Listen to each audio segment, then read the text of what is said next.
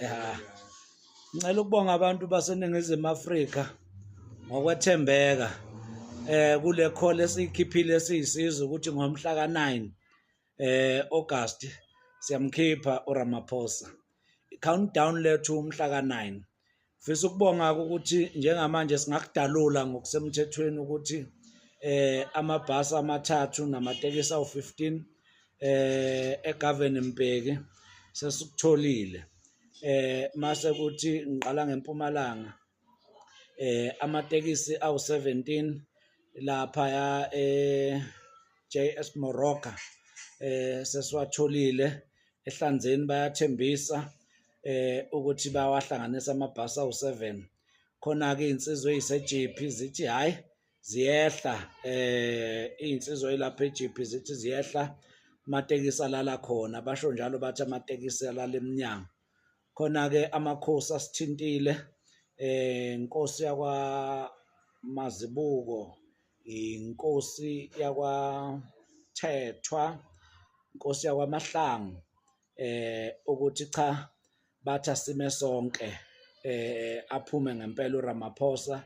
Bayazi ukuthi kukhona abantu abathi lento ingeyohlanga, kodwa bona abahlangani ney'nhlanga noma nobuhlanga obungabe bukhomba omunye komunye, buhlangana nje nokuthi akuphume le nsizwa. I-KZN ithi nayo iyaviva, iyakhuphuka. Siyazama ukuxhumana nabakwaXhosa le-Eastern Cape ukuthi cha abenza abangakwenza ngisho kungafika abangaki. Nansi-ke nye into eyisicele abantu abathe bayibeka. Kufone uhlalo othe akafisa ukudalulwa igama lakhe we-EFF, wathi bona bayafisa ukweseka le mashi ngoba ingeyabantu bonke, ayilidwa any political party, but bacela lokhu ukuthi begqoke iregalia ye-EFF, of which wonke umuntu uvumelekile ukugqoka lokho azokugqoka. Emva kwalokho-ke sibese sixoxa namanye amadoda ebethi nawo engenza kanjani ukuthi abe yingxenye. Sawatshela ukuthi ngoba apolitical, i-EFF icela ukugqoka iy'mpahla zayo, athi-ke nawo ayogqoka iy'mpahla zayo. Kubeke sekufuna abathile abathi abe-Action SA, ngenxa yokuthi kule cause yethu besiveza ukuthi siyakweseka lokhu uGeneral Mkhwanazi bekukhuluma, noma sesibona ukuthi umlungisi uyithela isila, uyacendezeleka kakhulu ngale nkulumo ayikhulumile, kodwa sithi sizoma naye kuze kube sekupheleni.